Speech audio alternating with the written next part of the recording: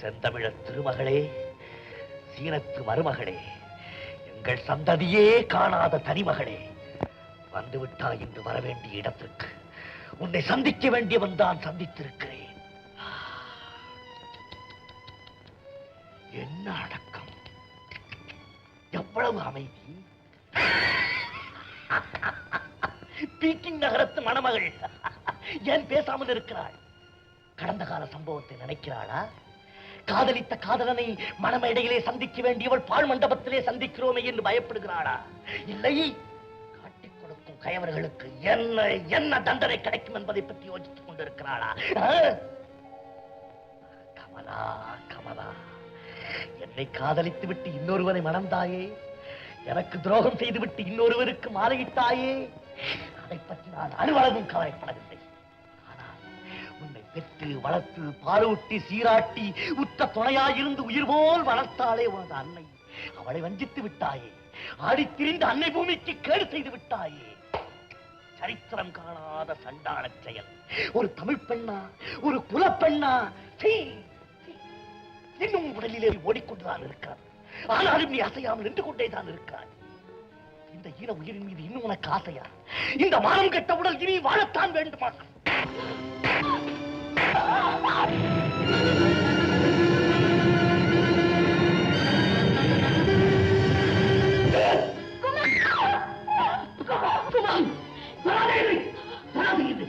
குமார், நான் உங்களை இந்த இடத்தில் இறுதியாக சந்திக்கிறார், இறுதியாக பேசப் போகிறார். உறுதியாகவும் பேசப் போகிறேன். குற்றவாளிகளின் தைரியம் நிரபராதிக்கு வராது.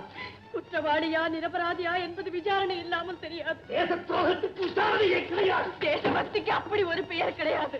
சிரத்து மண்ணிலே நன்றாக நடிக்க கற்றுக் கொண்டிருக்கிறார். தெய்வத்தின் முன்னிலையிலே நான் உண்மை பேச நினைக்கிறேன். தெய்வம் உலகத்தின் கண்ணுக்கு அதுதான் உண்மை. குமார், இதயம் இல்லாதவர்கள் கண்களைத்தான் நம்புவார்கள். உங்களுக்கு இதயம் இருக்கிறது, அதன் கதவுகளை சற்றே திறந்து வைத்துக் கொள்ளுங்கள்.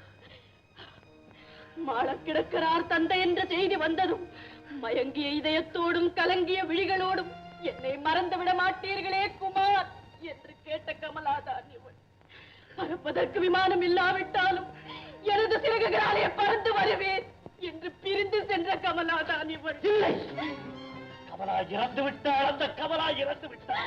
இல்லை, தன்னை சாகடித்துக் கொண்டு விட்டாள். தன் பழைய நினைவுகளை வேக வைத்துக் கொண்டு விட்டாள். தாயகத்தின் மீது படையெடுத்து விட்டார்கள் பகைவர்கள் என்று தாயை பிரிந்து விட்டாள். தன்னை மறந்து விட்டாள். ஒற்றர் கதைகளை ஒவ்வொன்றாக நினைத்துக் கொண்டு உயிரை பணயம் வைத்து உளவு பார்க்க துணிந்து விட்டாள். பகைவர்களை நம்ப வைக்க அவர்களிலே ஒருவனையே மணந்து கொண்டாள். குமார், உங்கள் வாக்கு பொய்யல்ல. சீனத்து மண்ணிலே கமலா நடிக்க கற்றுக்கொண்டாள். குமார், கணவாய் நோக்கி பகைவர்களின் அணி ஒன்று வருகிறது என்று உங்களுக்கு செய்தி வந்ததே, அந்த செய்தி இந்த துரோகி அனுப்பியதுதான்.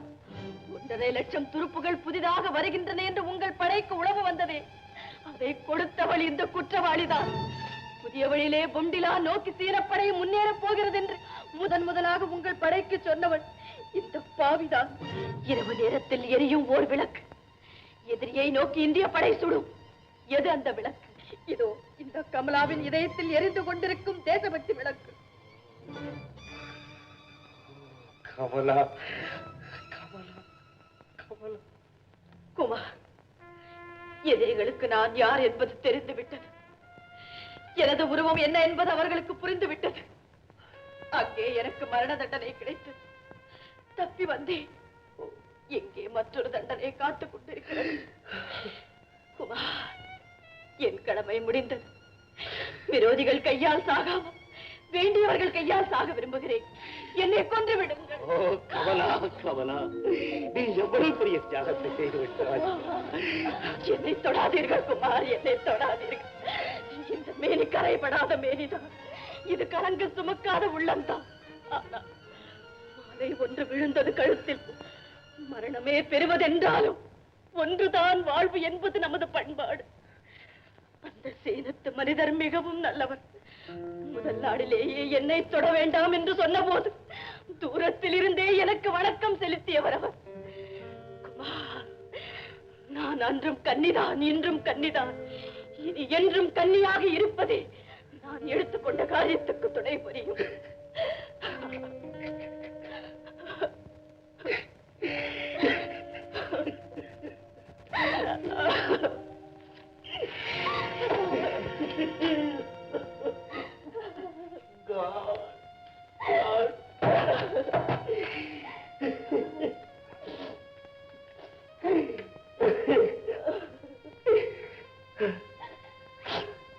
I'm sorry.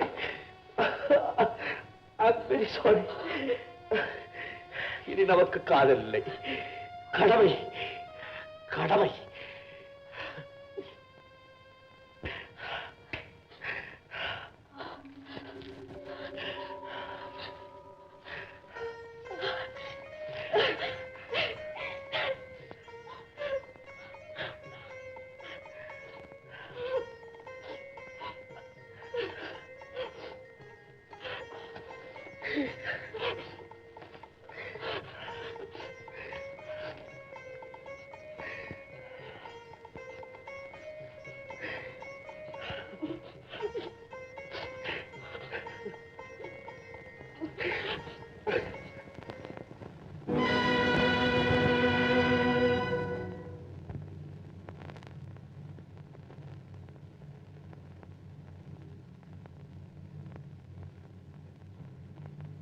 மக்களே,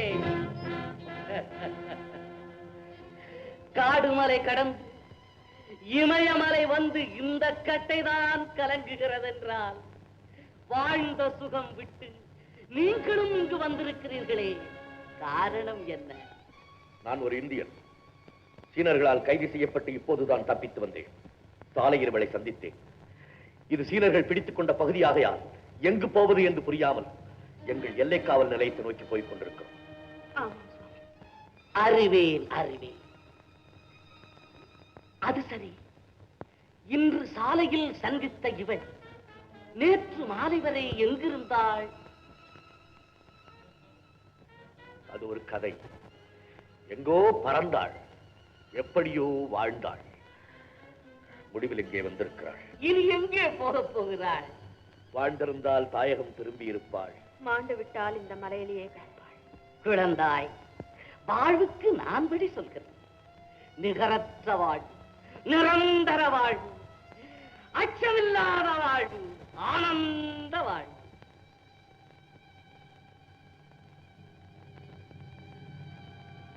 என்னை ஆசீர்வதியுங்கள் சுவாமி. உனக்கு மங்களம் உண்டாகட்டும்.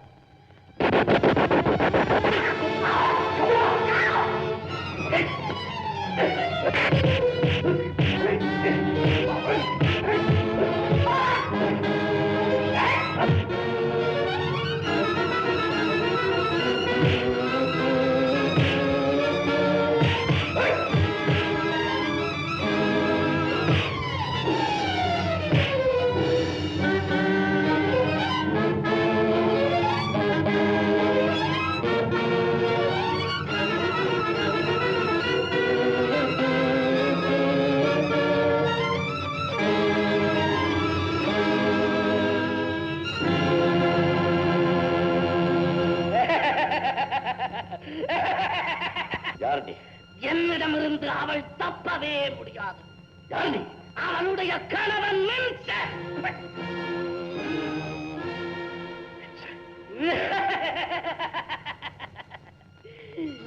இந்தியர்கள் துரோகிகள், நயவஞ்சகர், கோழைகள்.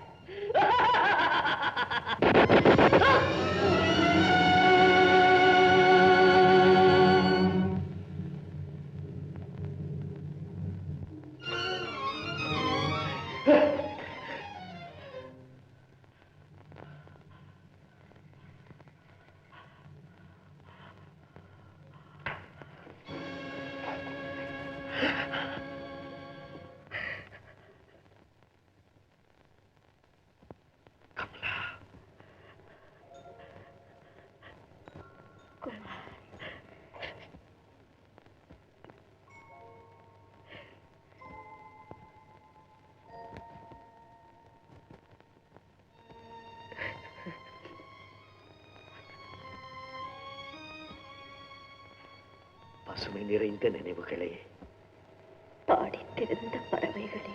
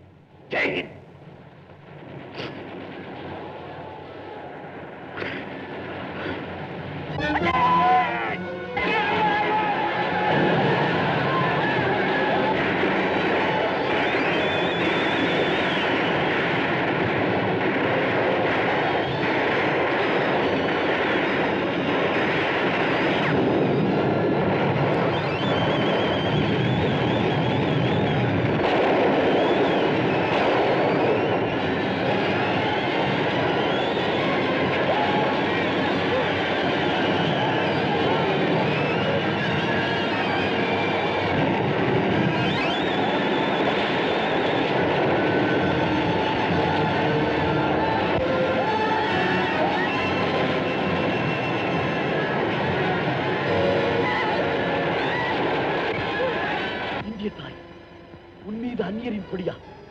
Enemy's flag on my land? No!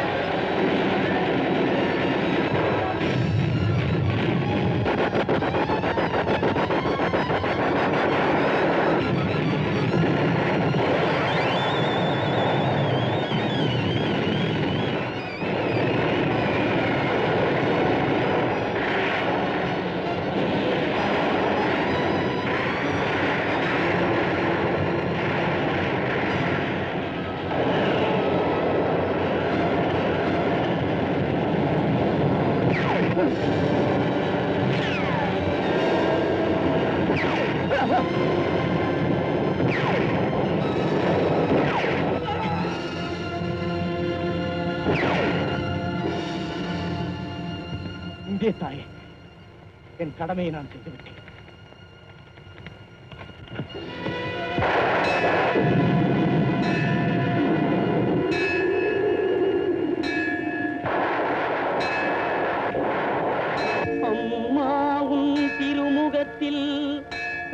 முத்தால் திலகமிட்ட அழகு மகன் மறைந்தானம்.